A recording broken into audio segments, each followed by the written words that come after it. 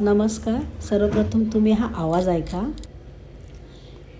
मी ही recipe करते, ही recipe तुम्ही नाश्त्याला इझी करू शकता. मी 4 बटाटे बॉईल केले, त्यानंतर वाटाणे 5 मिनटंच बॉईल केले, त्यानंतर ते काढून घेतले बघा.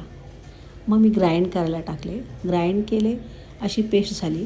पेस्ट झाल्यानंतर तेल गरम करून त्यात जिरे, लसूण, मिरची आणि पेस्ट टाकून दिले. परतवून घेतले तेलामध्ये चांगली छान प्रकारे. 1 ग्लास पाणी टाकलं, पाण्याला चांगलं बॉईल केलं आणि मग नंतर 1 वाटी रवा टाकला.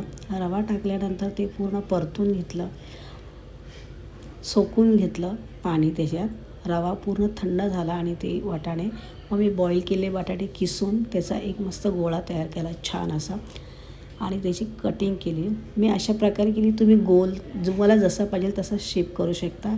आणि मी फ्राय केले. तुम्ही डीप फ्राय करा, एअर फ्राय करा.